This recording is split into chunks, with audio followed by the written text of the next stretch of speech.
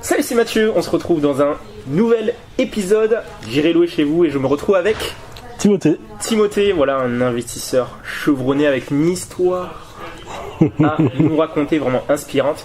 Et ça commence maintenant. Bon. Donc salut Timothée. Salut Mathieu.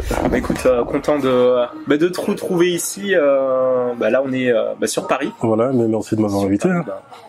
Tout le plaisir est pour moi. Donc Timothée, pour la petite anecdote, c'est un de mes premiers clients. Ça date de 2014. 2000, ouais, ça date quoi. Et on est toujours en contact aujourd'hui. Et pourquoi on fait cette vidéo, c'est parce qu'il a une histoire vraiment qui peut vraiment inspirer beaucoup de personnes. Justement, est-ce que tu peux nous en dire un peu plus sur toi, sur comment est-ce que tu t'es lancé un peu dans la location courte durée? Ok. Donc en fait, quand j'ai commencé dans l'immobilier, j'ai acheté quelques appartements en nom propre, des petits appartements que je louais en location classique, sauf un que je louais en location courte durée en région parisienne. C'est d'ailleurs à ce moment que j'ai connu Mathieu, qui m'a aidé justement à mettre en place tous les outils pour pouvoir exploiter cet appartement en location courte durée. Et à un certain moment, j'ai voulu me lancer sur un immeuble de rapport, c'était en région parisienne toujours, mais malheureusement j'ai été bloqué par la banque par rapport à la notion de taux d'endettement. Donc je me suis dit non, faut que je trouve une solution, je vais pas m'arrêter comme ça. Et toujours en 2014, je suis parti à Los Angeles quelques temps pour apprendre l'anglais. Donc j'étais logé dans une famille d'accueil, et voilà, la mère de la famille d'accueil, c'était une immigrée mexicaine, qui s'appelle Patricia Kennedy, que je salue si elle me regarde. En fait, en discutant avec elle, j'ai compris qu'elle avait d'autres villas sur Santa Monica. Donc on était dans un quartier chic de Los Angeles qui s'appelait Santa Monica. Donc dans la villa dans laquelle je logeais, il y avait plusieurs étudiants. Elle accueillait également des touristes qui visitaient Los Angeles, et en journée elle faisait une activité de garderie. Et donc comme je te l'ai dit, quand je me suis rendu compte qu'elle avait d'autres maisons, je lui ai posé la question comment elle a fait, parce que c'est très cher d'acheter des villas là-bas. Et là elle m'a dit que non, en fait elle n'était pas propriétaire de ces villas. Elle les exploitait juste. Donc en gros, elle reversait à chaque propriétaire un loyer d'environ 1500 à 2000 $ par mois, et elle, en contrepartie, vu l'activité qu'elle en faisait, l'exploitation qu'elle en faisait, elle arrivait à générer entre 8000 et 10 000 $. Combien d'appart elle avait? Elle avait 3 villas sur Santa Monica. Et donc là, j'ai eu la même réaction que toi. Je me suis dit, donc, comment c'est possible? Comment je n'y ai pas pensé avant? Et voilà, là, ça a été le déclic. Et donc, à partir de ce moment-là, j'ai décidé de me lancer dans ce concept qui s'appelle lease sublease aux États-Unis. Donc, en quelque sorte, c'est la sous-location. Ok.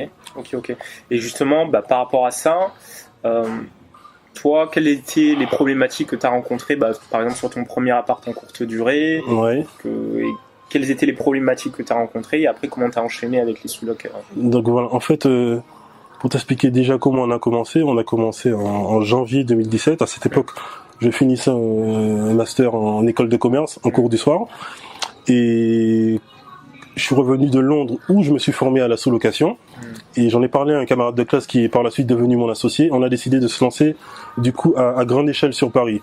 Moi j'avais l'idée, lui il avait une expérience un peu plus conséquente dans l'entrepreneuriat. On a mis nos forces ensemble, et au 1er janvier 2017 on s'est lancé à Paris. Donc étant donné que j'avais déjà fait de la location courte durée grâce à toi notamment sur mon propre appartement, j'ai pas eu de difficultés particulières à Paris. C'est notamment lorsqu'on s'est développé à l'étranger que j'ai commencé à avoir quelques difficultés. Il faut savoir que après cette lancée à Paris, comme tu le sais, on est parti à Milan, à Rome, à Dubaï, à Tel Aviv et à Bangkok.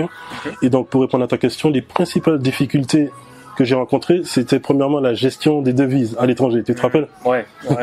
Parce qu'on avait fait, contrairement aux autres loueurs qui utilisent Stripe ou des choses comme ça, eux, est-ce que tu peux dire jusqu'à combien d'apparts vous êtes montés? 150 appartements. Donc, 150 appartements dans le monde. Dans le monde.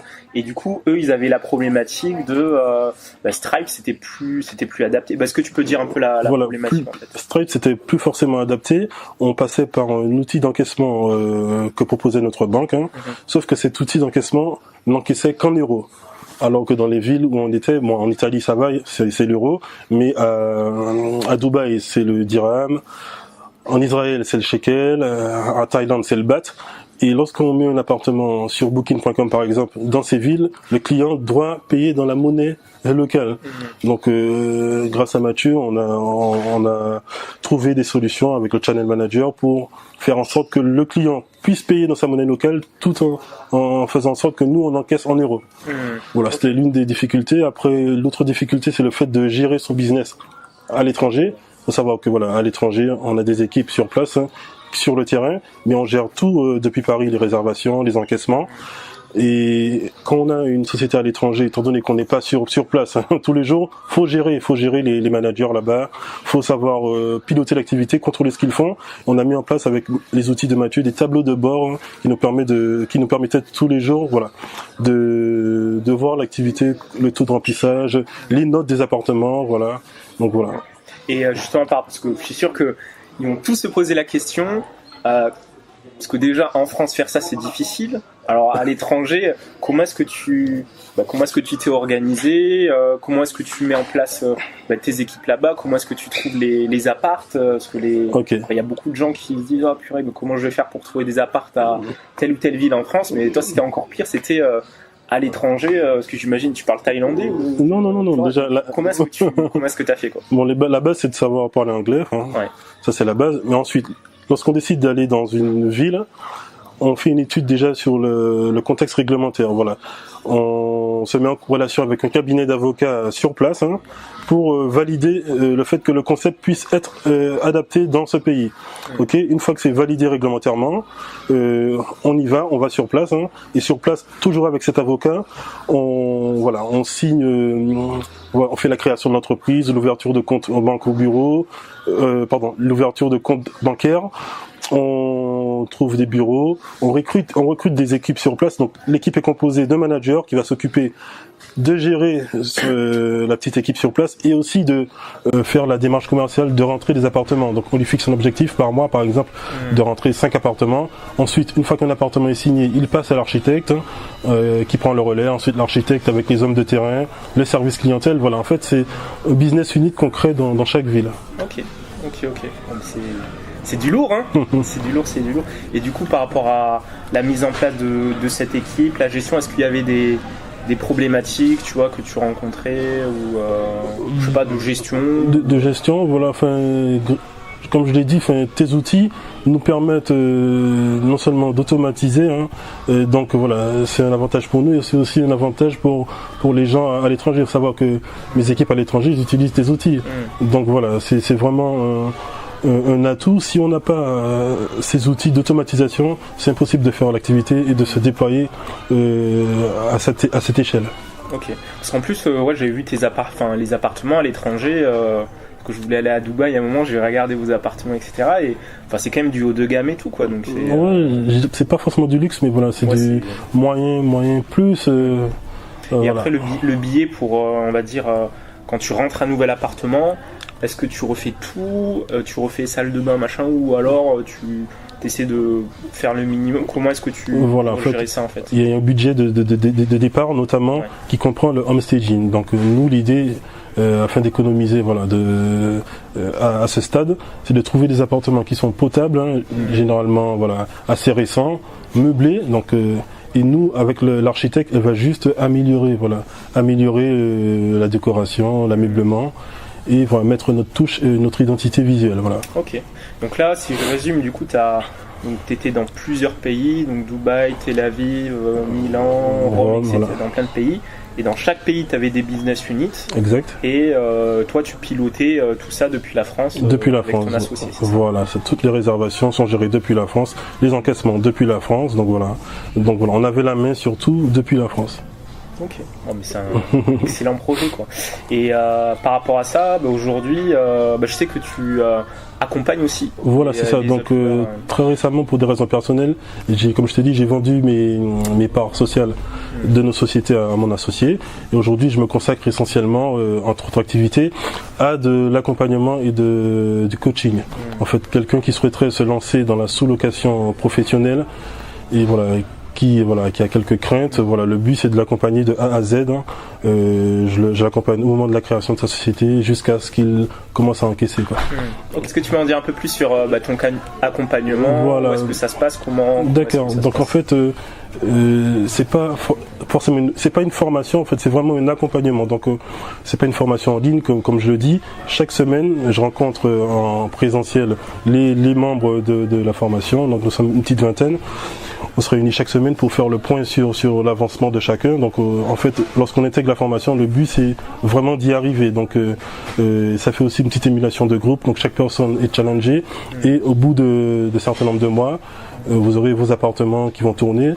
Donc il y a également des intervenants, comme tu as pu le voir, avocats, experts comptables, contrôleurs de gestion, qui nous permettent de maîtriser non seulement la partie réglementaire, la partie financière, et après la partie vraiment exploitation des appartements. Ok. Et où est-ce qu'on peut te retrouver du coup? Donc voilà, si vous souhaitez m'ajouter sur Instagram, Mathieu vous donnera peut-être... je mettrai le lien dans la description. Coach Timo, la contraction de Timothée et immobilier. Voilà, Timothée Immo, Coach Timo. Donc vous verrez toutes les informations sur ma page Instagram. Donc n'hésitez pas à me contacter si vous êtes intéressé. Comme je dis toujours, un homme intelligent apprend de ses erreurs, mais un homme sage apprend des erreurs des autres. Voilà. Étant donné qu'on l'a fait, on l'a fait à grande échelle. Hein. Voilà. Donc on sait exactement tout ce qu'il faut pas faire, les erreurs qu'il faut éviter. Voilà. Et le but, c'est voilà, si on veut aller rapidement, ne pas perdre du temps et ne pas faire des erreurs qui peuvent coûter du temps et de l'argent, je préconise de se faire accompagner vraiment, parce qu'il y a des subtilités dans la location en courte durée et même dans la sous-location qu'il faut connaître pour éviter certains pièges. Ok. Et est-ce que tu aurais un conseil, voilà, pour quelqu'un qui veut se lancer dans la courte durée ou sous-location, voilà. On va dire peut-être les 3 erreurs types que tu vois des personnes qui veulent se lancer et voilà, que tu constates quand ils veulent faire de la courte durée ou sous-loc. Okay. Les 3 erreurs types, parce que les gens en fait ils vont se reconnaître. 3 erreurs notamment pour entrer dans le concret, lorsqu'on contracte un bail, voilà, entre propriétaire et nous, il faut faire attention au préavis, hein, au nombre de mois de préavis qu'on va accepter ou pas. Hein. Donc ça, il faudra faire attention à cela. Lorsqu'on mettra un appartement en ligne sur une pli, il faudra faire très attention à la politique de paiement. Okay. Et la 3e erreur, c'est la politique de remboursement. Voilà, c'est trois erreurs que si on se trompe sur ces étapes, on peut avoir des ennuis. Ouais, tu peux mettre en danger le business. Voilà, exactement. Ok. Donc on l'a vu, hein, franchement, de 0 à 150 appartements dans le monde, il a fait. Franchement, en tout cas, bravo. Hein, merci. Hein. Pour cette performance. Grâce à toi, hein, parce que si je t'avais pas connu, peut-être que je serais pas arrivé. Donc, en tout cas, le dernier mot, il est pour toi. Ok, bon, en tout cas, n'ayez pas peur de vous lancer. Hein. Surtout, faites les choses bien, dans les règles, et puis voilà, tout ira bien. Ça marche. Sur ces bonnes paroles, et on se dit à une prochaine sur superhot.fr. Toi qui m'écoutes, attention, oui, toi, je te parle à toi. Surtout, ne passe pas à l'action après cette vidéo, non. Ne change rien, reste dans l'ombre et continue de galérer avec ta location courte durée.